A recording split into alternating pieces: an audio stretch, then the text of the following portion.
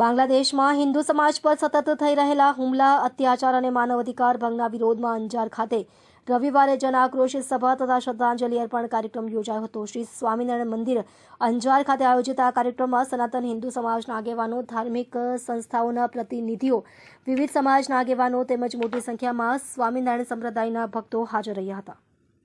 જન આક્રોશ સભાને સંબોધતા અંજાર સ્વામિનારાયણ મંદિરના સંત શ્રી કૃષ્ણપ્રિય સ્વામી, અક્ષર પ્રકાશ સ્વામી, મહંત શ્રી શ્યામદાસજી મહારાજે બાંગ્લાદેશમાં હિન્દુઓ પર થતા હુમલા, હિન્દુઓની સંપત્તિ પર ગેરકાયદેસર કબજો તથા મહિલાઓ પર થતા અત્યાચાર સામે ઉગ્ર રોષ વ્યક્ત કર્યો હતો. તેમણે જણાવ્યું હતું કે બાંગ્લાદેશમાં બની રહેલી ઘટનાઓ માત્ર છૂટક બનાવો નથી, પરંતુ હિન્દુ સમાજને નિશાન બનાવીને ચલાવવામાં આવતી યોજનાબદ્ધ અને સિસ્ટમેટિક હિંસા છે, જે માનવ અધિકાર અને ધાર્મિક સ્વતંત્રતાના મૂલ્યો માટે ગંભીર પડકારરૂપ હોવાનું ગણાવ્યું હતું. મહેશ્વરી સમાજના ધર્મગુરુ શ્રી ખીમજી દાદા માતંગ ખાસ ઉપસ્થિત રહ્યા હતા. કાર્યક્રમ દરમિયાન હિંસાના ભોગ બનેલા નિર્દોષ હિન્દુ હતભાગીઓની સ્મૃતિમાં મૌન પાળી શ્રદ્ધાંજલિ અર્પણ કરવામાં આવી હતી અને સાથે જ ભારત સરકાર તથા વૈશ્વિક સમુદાયને આ મુદ્દે તાત્કાલિક અને કડક કાર્યવાહી કરવા અપીલ કરવામાં આવી હતી. જન આક્રોશ સભા અંતર્ગત ઉપસ્થિતોએ માનવ સાંકળ રચી હિન્દુ એકતાના દર્શન કરાવ્યા હતા. ઉપસ્થિત લોકોએ પ્લે કાર્ડ અને બેનરના માધ્યમથી વિવિધ સૂત્રો પ્રદર્શિત કરી વિરોધ નોંધાવ્યો હતો.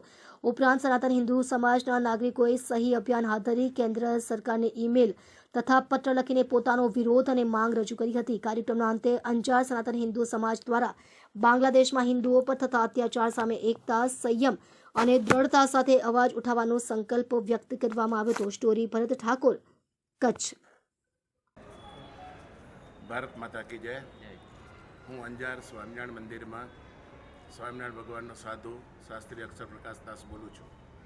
આજે અમે સભા રાખી હતી અને સભામાં સારીએ જે ધાર્મિક પ્રજા હતી અને સજાગ કરવા માટેના ઉદ્બોધનો આપ્યા, મતલબ કે પ્રવચનો કર્યા. પણ હાલમાં આપણે બધાએ સાંભળીએ છીએ સોશિયલ મીડિયામાં એ મુજબ બાંગ્લાદેશની કેટલી દુઃખજનક વાત છે.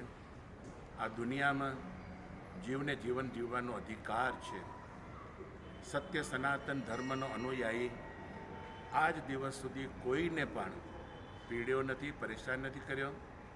એના શાસ્ત્રોમાં એના ધર્મગુરુઓએ જીવ દયા ઉપર જ વાત કરેલી છે. તેમ છતાંય જે ભારત દેશમાં રહેનારો કોઈ પણને માનનારો એમને આજ દિવસ સુધી કોઈ પણ પ્રકારની પીડા પહોંચાડી નથી. તેમ છતાંય બાંગ્લાદેશમાં આ સનાતની છે, આ હિન્દુનો છે, એને નિશાન બનાવી અને એમની ક્રૂર હત્યાઓ કરી અને અર્ધમરણ જેવું કરી અને જીવતો સળગાવી દેવામાં આવે, એ દેશ કેવો, એ માણસ કેવો, અને એના માટે કોઈ એક્શન ના લે, એ માનવની અને જે શાસકોની શાસકતા કેવી કહેવાય.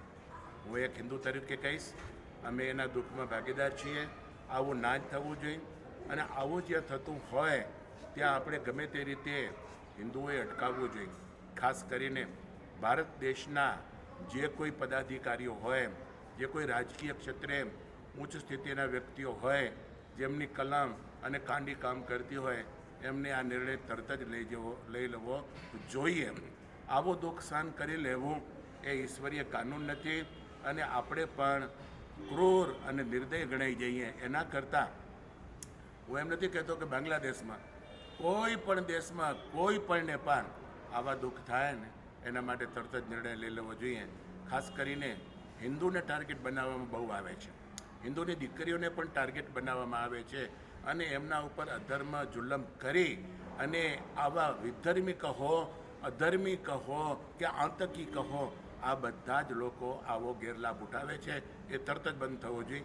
આવા કરનારા જે કોઈ વ્યક્તિઓ હોય ને એ માનવતાની લાઈનમાં નથી આવતા અને એટલા બધા આસુરી તત્વોમાં ગણાય કે એની કોઈ આપણે એનો પર્યાય પણ નથી કે હું કહી શકતો કે આવા લોકો કહેવાય.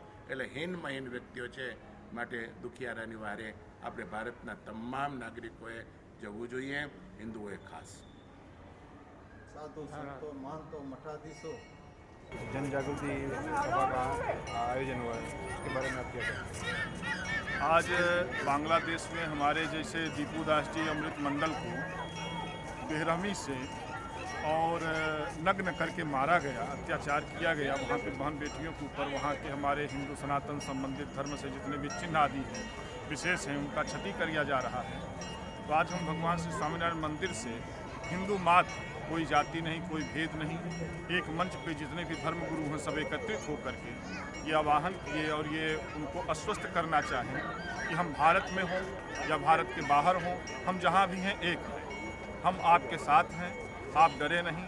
हम अपनी आवाज़ इस माध्यम से गुजरात सरकार के माध्यम से सेंट्रल गवर्नमेंट को पहुंचा रहे हैं कि आप इसको संज्ञान में लेकर के इसके ऊपर कदम उठावें और जो भी हमारे हिंदू भाई बंधु परदेश में रह रहे हैं, बांग्लादेश में रहे हैं, धर्मियों के बीच में रह रहे हैं और उनको जो पीड़ा हो रही है उनसे मुक्त करें, अन्यथा उनको भारत में शरण दी जाए, हम ऐसा मांग करते हैं।